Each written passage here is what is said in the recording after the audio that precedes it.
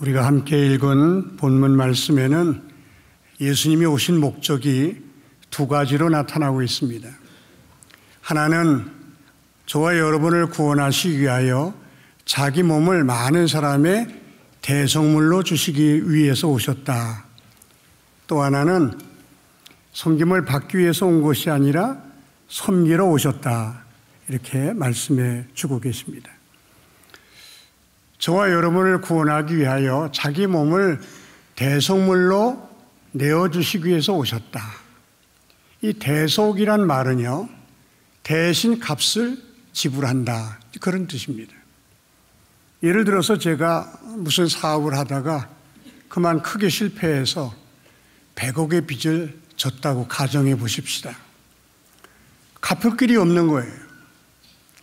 그래서 감옥에 들어갈 수밖에 없는데 저를 너무나 사랑하시고 아껴주신 어떤 분이 자기 집을 팔고 또 땅을 팔고 공장을 팔아서 100억을 만들어 제가 진 빚을 대신 갚아줬다. 그럼 저는 감옥에 들어가지 않아도 됩니다. 제 빚을 대신 갚아준 그 돈을 대속금이라 그렇게 말합니다.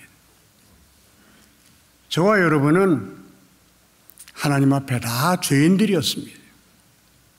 죄의 삭은 사망이기 때문에 저와 여러분은 죽어서 심판받고 지옥에 갈 사람들이었어요.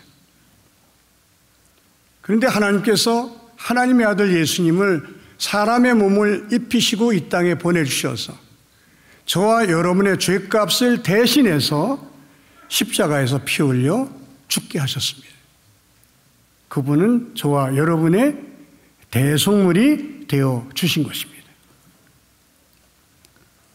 누구든지 자신이 죄인임을 깨닫고 자기 죄를 솔직히 고백하고 이러한 내 죄 때문에 하나님의 아들 예수님이 나의 대속물이 되어서 피 흘려 죽은 사실을 마음속으로 믿고 그 예수님을 나의 주님으로 영접해드리면 하나님은 우리의 죄를 다 용서해 주시고 하나님의 자녀로 삼아 주시며 저와 여러분에게 구원을 선물로 주시겠다고 약속해 주셨습니다.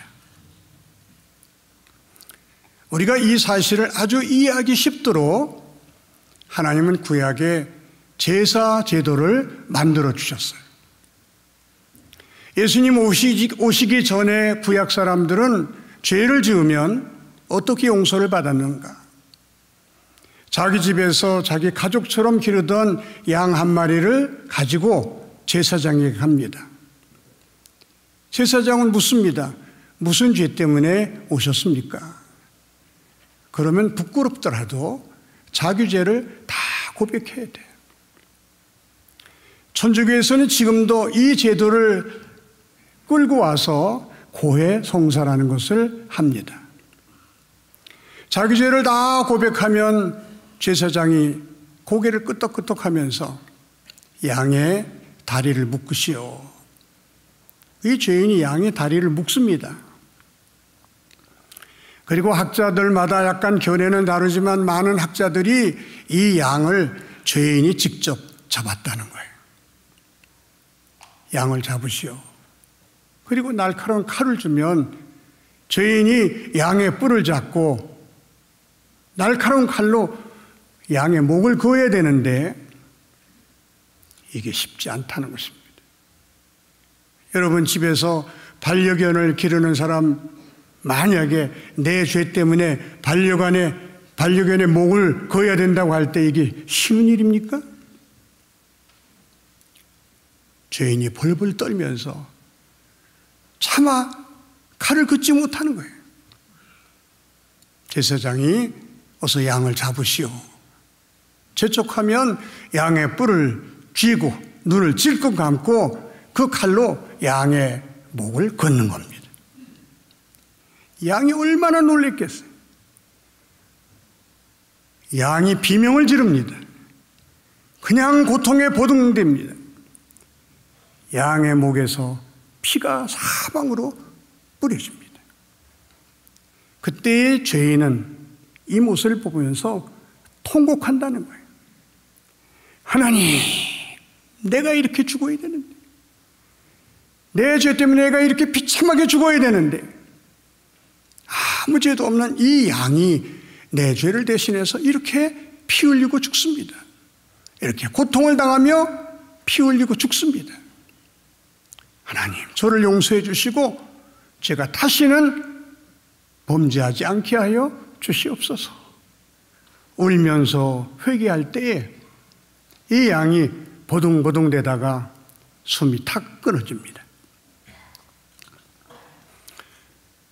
제사장은 이 양의 피를 제단에 뿌리면서 내 죄가 사하여 졌느니라.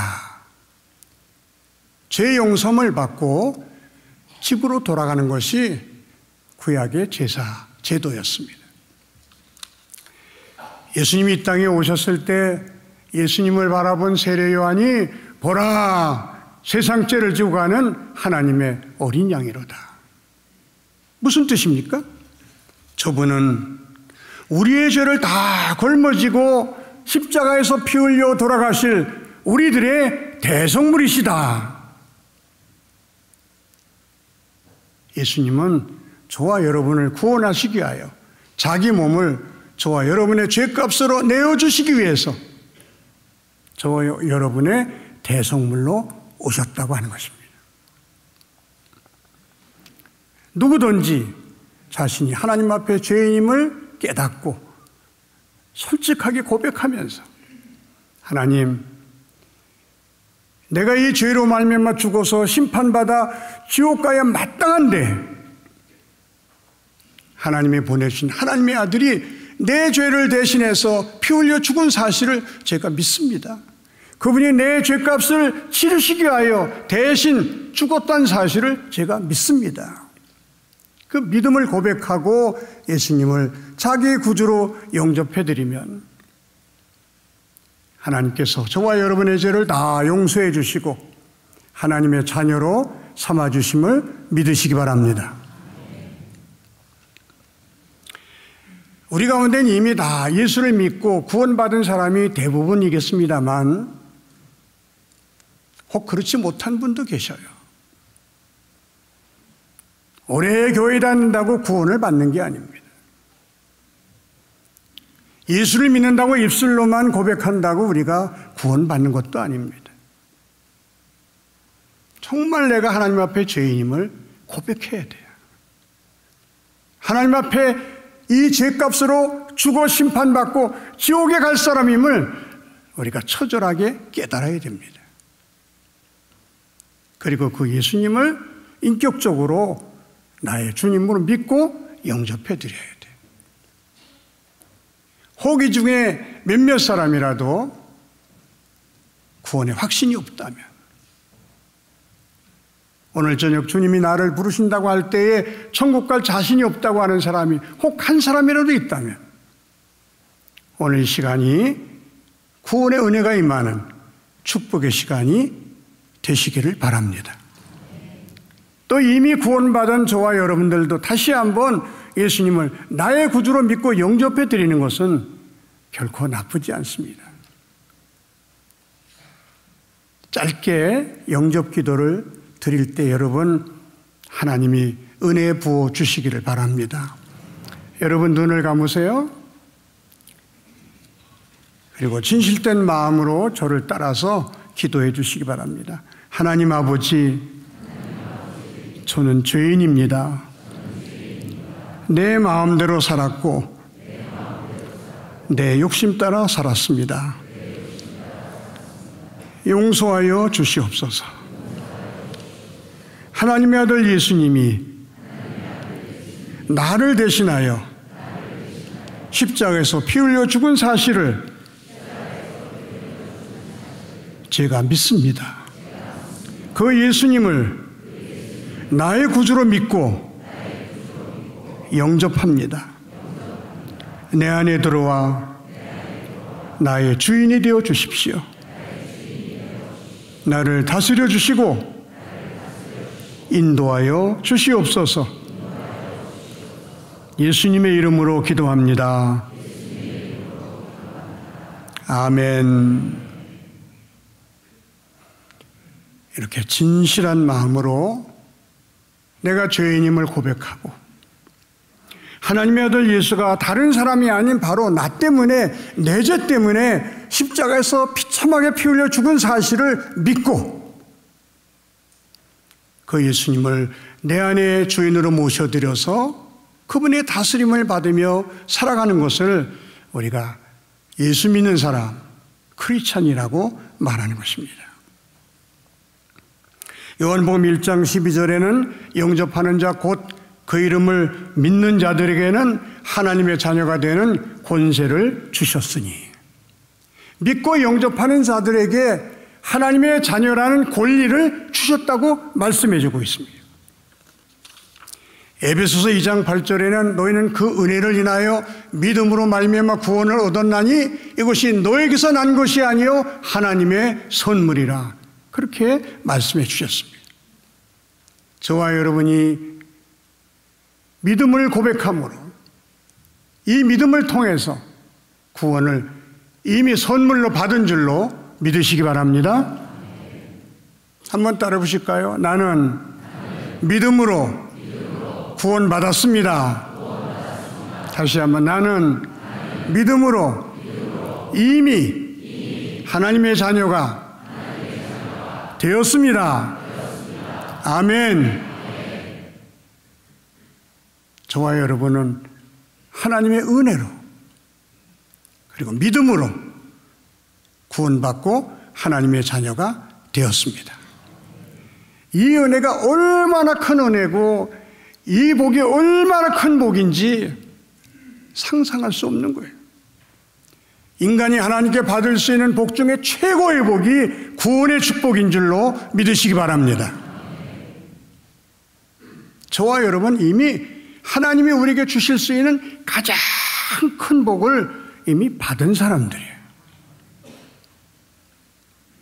이 구원의 복보다 더 큰 복은 이 세상에 없습니다. 이 축복 때문에 우리가 기뻐하고 감사하고 행복해야 되는데 우리가 그렇지 못할 때가 많아요. 이 은혜만 생각하면, 내가 받은 이 복만 생각하면 내 몸과 마음을 다 바쳐 헌신하고 봉사해야 되는데 우리가 그렇지 못할 때가 많습니다. 하나님께 엄청난 복을 받았음에도 마음에 기쁨도 없고 몸과 마음을 다 바쳐 헌신하고자 하는 마음도 없는 이유가 무엇이겠습니까? 우리가 이 은혜를, 이 엄청난 복을 거저받았기 때문에, 하나님의 선물로 그냥 받았기 때문에 이 복이 얼마나 큰 복인지, 얼마나 이게 놀라운 은혜인지 우리가 그걸 잊어버리고 이 큰 복을 받은 사람들이 기뻐하지 못하고 때로는 원망하고 불평하고 하나님의 일을 억지로 하는 경우가 없지 않아 있다고 하는 것입니다. 저와 여러분이 구원받고 하나님의 자녀가 되는 것은 우리 입장에서는 거저받은 선물이지만 하나님은 저와 여러분을 구원하시기 위하여 하나님의 자녀 삼기 위해서 자기 아들을 십자가에 내어주는 엄청난 희생을 지불하시고 엄청난 대가를 지불하시고 저와 여러분을 구원해 주시고 하나님의 자녀로 받아주신 줄로 믿으시기 바랍니다.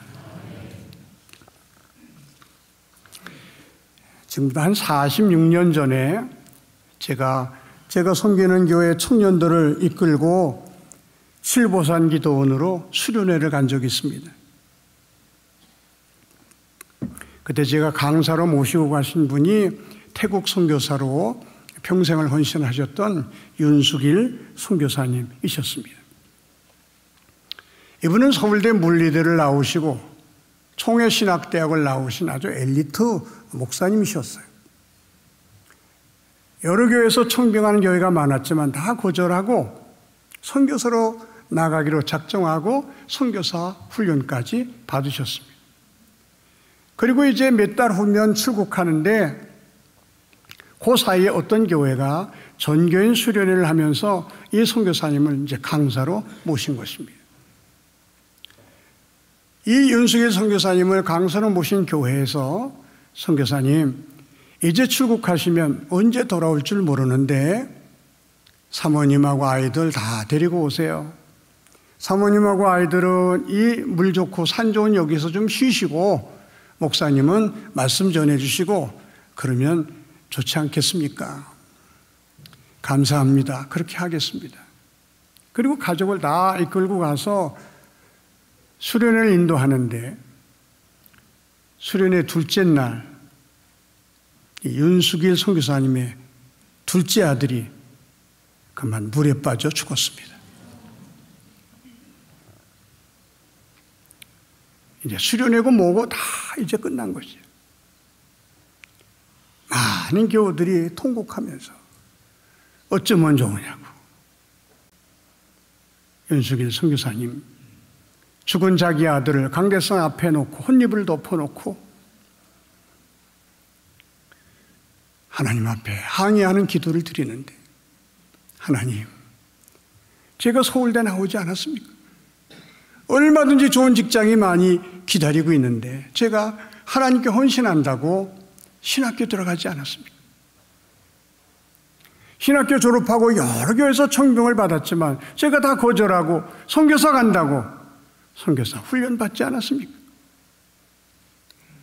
하나님, 뭐가 부족해서 내 아들을 불러가십니까?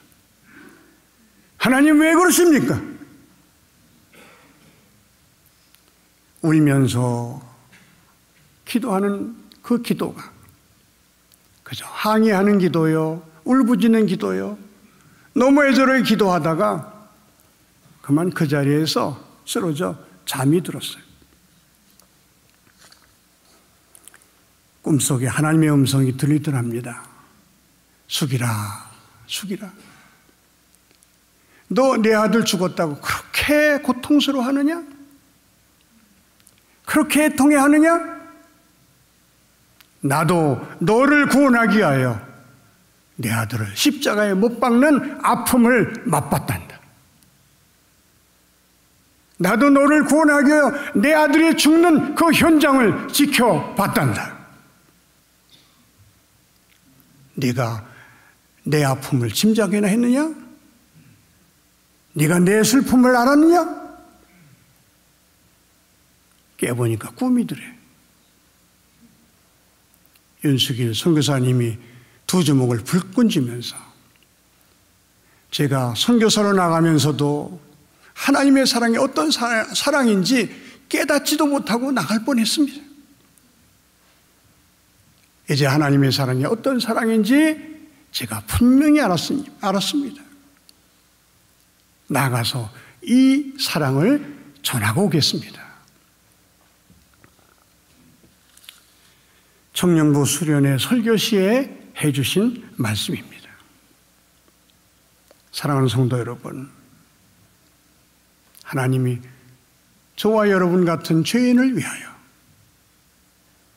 당신의 아들을 십자가에 못 박아 죽이는 엄청난 고통을 하나님이 맛보시면서 저와 여러분을 구원해 주셨음을 잊지 마시기를 바랍니다. 여러분, 저와 여러분의 아들이나 딸이 다른 사람을 살리기 위하여 다른 사람 때문에 죽어야 한다면 저와 여러분의 딸을 내줄 수 있겠습니까? 다른 사람을 구원하기 위하여, 그것도 구원할 가치도 없는 사람을 위하여 내 딸이 죽어야 하고 내 아들이 죽어야 한다면 여러분 내어주시겠습니까? 세월호에 이어서 이태원에서 큰 사고가 일어났습니다. 수많은 젊은이들이 죽었습니다. 저기 집사님 아들 하나가 거기 놀러 갔다가 시체로 돌아왔어요. 그 아이는 고대 다니는 아이인데 얼마나 착한 아이인지 아르바이트를 해서 자기 엄마를 유럽 여행을 시켜줬던 정말 귀하고 귀한 아들이었습니다. 딱 한 번 이태원 놀러 갔다가 그만 시체로 돌아왔습니다. 그 장례식을 제가 인도하는데 할 말이 없는 거예요. 자식을 먼저 떠나보낸 그 엄마의 마음을 여러분 무슨 말로 위로할 수 있겠습니까? 그 엄마가 죽은 아들의 사진을 바라보면서 통곡하는데 그야말로 간장이 끊어지듯한 그런 울음을 웁니다. 울다가 기절하고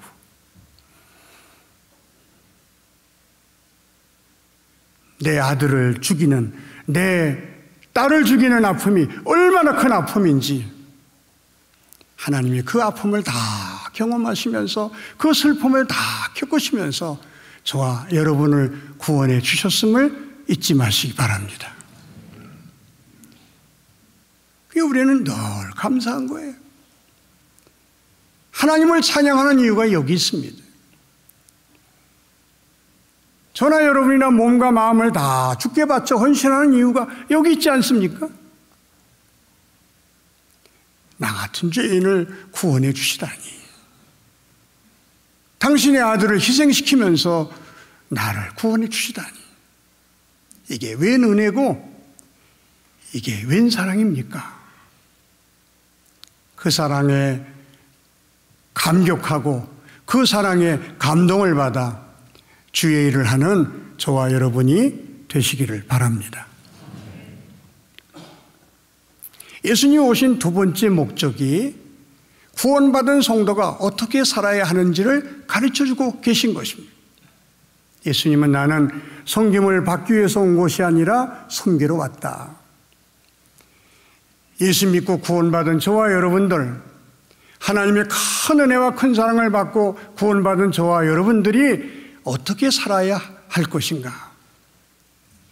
예수님께서 명확하게 가르쳐 주셨어요. 이제는 너희들도 나처럼 섬김을 받으려는 마음은 다 내려놓고 섬기면서 살아야 한다. 섬기면서 살겠다고 결단해야 한다. 그렇게 가르쳐 주셨습니다. 섬긴다는 말은 쉬운 말로 나 외에 다른 사람을 기쁘게 해주고 또 유익하게 해주고 행복하게 해주는 모든 행위를 섬긴다고 말하는 것입니다. 제가 군대를 갔더니 제일 먼저 부동자세부터 가르쳐줘요. 부동자세가 안 돼 있는 사람은 다른 훈련 안 시킵니다. 부동자세가 된 사람에게 제식훈련 시키고 제식훈련이 된 사람에게 또 사격훈련도 시키고 하여간 군인의 자세 중에서 제일 중요한 자세가 부동자세예요. 축구에도 기본기라는 게 있습니다. 기술을 배우기 전에 먼저 기본기부터 잘 배워야 훌륭한 선수가 될 수 있는 거예요.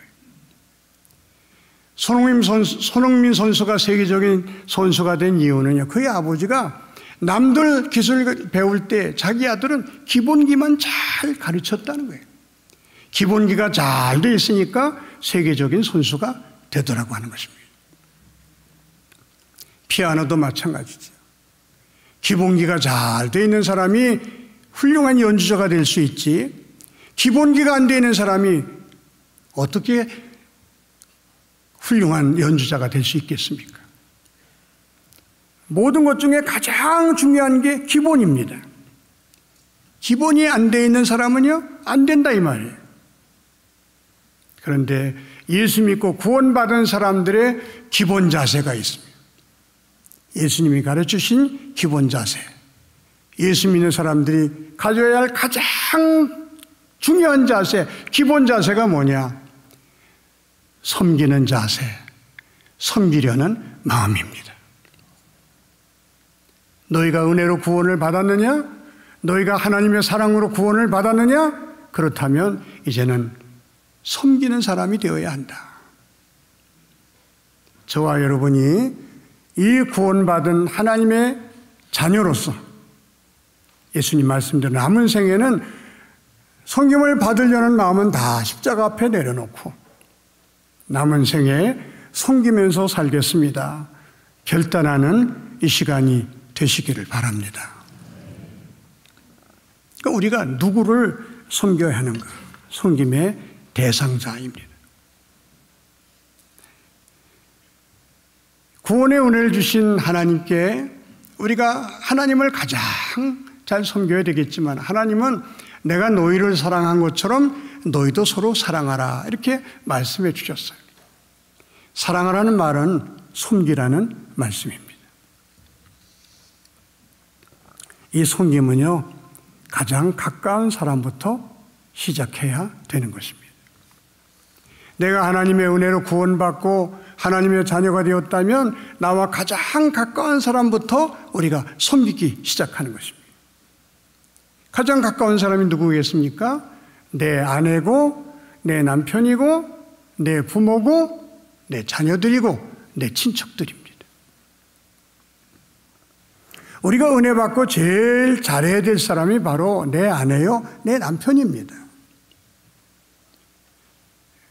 내 부모를 잘 섬기는 것, 내 자녀를 하나님의 말씀으로 사랑으로 잘 키우는 것,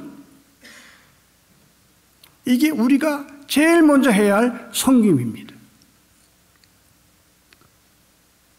저를 비롯해서 많은 크리스천들이 교회에서는 잘하는데, 교회에서는 천사인데, 가정에서는 폭군 노릇하는 사람도 없지 않아 있고요. 가족에게 행복을 주기는커녕 가족의 마음속에 불을 지르고 가족들을 짜증나게 하고 나 때문에 분란을 일으키는 그런 그리스도인들, 그런 재직들도 얼마나 많은지 몰라요. 여러분 여기 꽃이 있는데 이 꽃이 가까운 사람에게 먼저 향기를 맡게 합니다. 향기의 힘이 남으면 저 멀리 있는 사람까지 향기를 맡는 거예요. 가까운 사람도 향기를 맡지 못하는데 저 멀리 있는 사람이 향기를 맡을 수 있겠습니까? 내 가족도 잘 섬길 줄 모르는 사람이 교회에서 누굴 섬겨요? 가장 가까운 가족도 섬기지 못하는 사람이 어떻게 믿지 않은 이웃을 섬길 수 있겠습니까? 그거야말로 외식이고 그것은 있을 수 없는 일입니다.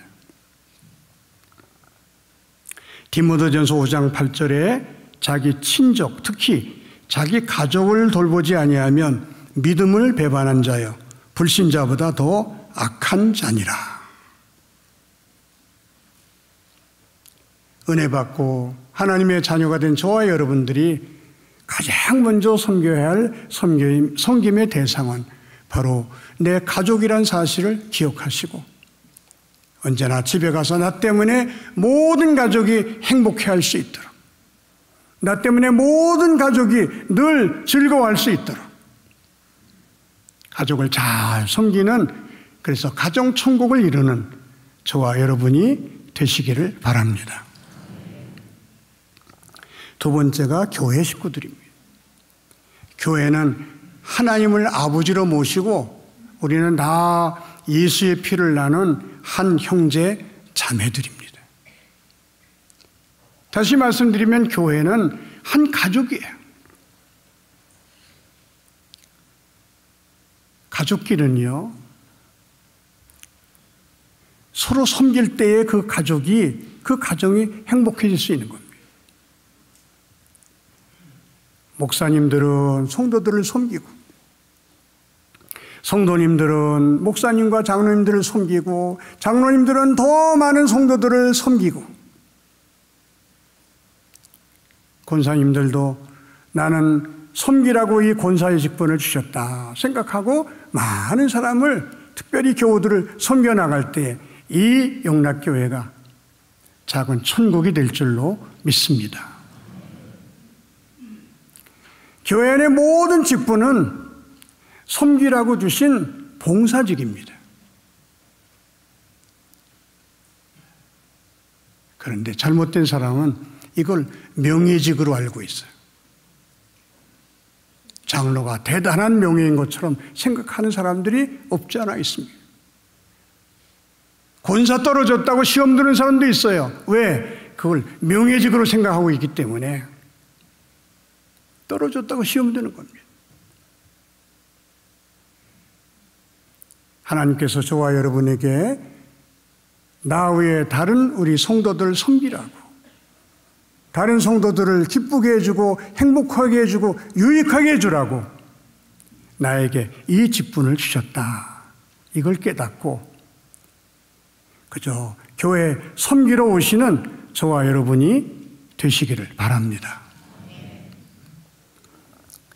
제가 어느 교회에 이렇게 재직 수련회를 인도하러 갔더니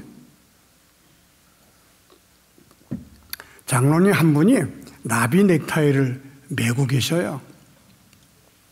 좀 특이하셔서 제가 여쭤봤습니다. 장로님 멋있네요.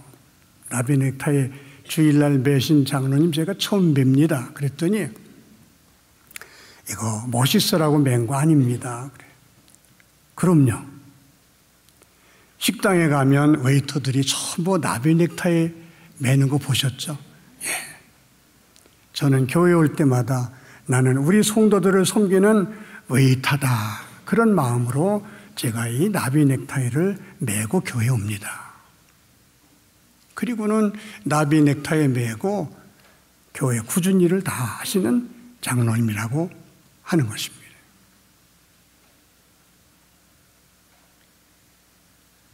목사나 장로나 권사나 집사나 나는 섬기라고 하나님이 이 직분을 주셨다. 이렇게 생각하고 성도들을 잘 섬기는 우리 재직 여러분들 되시기를 바랍니다. 마지막으로 우리가 섬겨야 할 섬김의 대상은요, 인생의 강도 만나 눈물 흘리고 넘어지고 쓰러져 있는 사람들. 예루살렘에서 여리고로 내려가다 어떤 사람이 강도를 만납니다. 제사장이 보고 그냥 지나갔다 그랬습니다. 레위인이 보고 그냥 지나갔다 그랬습니다. 그 당시 천대받던 사마리아 사람이 뛰어내려가 상처에 포도주를 붓고, 이게 소독약이에요. 거기다 올리브 기름을 붓고 치유약입니다. 이 죽어가는 사람을 자기 나귀에 태우고 자기는 주막까지 걸어갑니다. 밤새도록 간호해 주다가 갈 길이 바쁜 이 나그네가 주인을 부릅니다. 그리고 돈을 주면서 이 사람을 내 대신 돌봐주시오. 비용이 더 들면 돌아오다가 내가 반드시 갚겠습니다. 예수님께서 저와 여러분에게 이렇게 말씀하십니다. 제사장 같은 성도, 레위인 같은 성도 되지 말고 사마리안 같이 너희도 가서 그와 같이 하라. 한번 따라해 보실까요? 너희도 가서 그와 같이 하라. 인생의 강도 만나 눈물 짓는 많은 사람들을 우리에게 부탁하신 것입니다. 병든 사람들, 감옥에 가 있는 사람들, 가난해서 스스로 힘으로는 일어날 수 없는 사람들, 인생의 실패자들,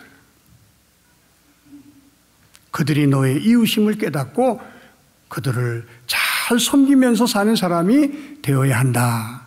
예수님께서 그렇게 가르쳐 주셨어요. 지극히 적은 소작이 한 그것이 곧 나에게 한 것과 같다 말씀하시면서 그런 사람이 보일 때마다 마치 주님께 하듯 정성을 다해서 돌봐주라고 말씀해 주셨습니다. 이제 말씀을 마칩니다. 예수님이 오신 목적은 크게 두 가지입니다. 저와 여러분을 구원하기 위하여 자기 몸을 대속물로 주시기 위해서 오셨다. 그 예수님을 믿고 영접하여 구원 받으시기를 바랍니다. 그 예수님 항상 여러분 마음속에 모시고 사시기를 바랍니다. 아주 인기 있던 드라마 중에 파리의 연인이라는 드라마가 있었어요. 그 드라마에 아주 유명한 대사가 하나 있습니다. 명대사입니다. 주인공 남자가 여자에게 하는 말이에요. 내 안에 너 있다. 저와 여러분 안에 예수님이 계실 수 있기를 바랍니다. 그 예수님을 모시고 나는 이제 섬김을 받으려는 마음은 다 내려놓고 가정에서나 교회에서나 직장에서나 나는 섬기면서 살겠습니다. 결단하는 저와 여러분이 되시기를 주의 이름으로 축원합니다. 기도하겠습니다. 하나님 아버지 감사합니다. 저희들 구원해 주시고 이제 귀한 재직으로 세워주심을 감사합니다. 구원의 기쁨과 감격을 가지고 가정에서나 교회에서나 직장에서나 언제나 섬기는 사람이 되게 하여 주시옵소서. 예수님의 이름으로 기도하옵나이다. 아멘.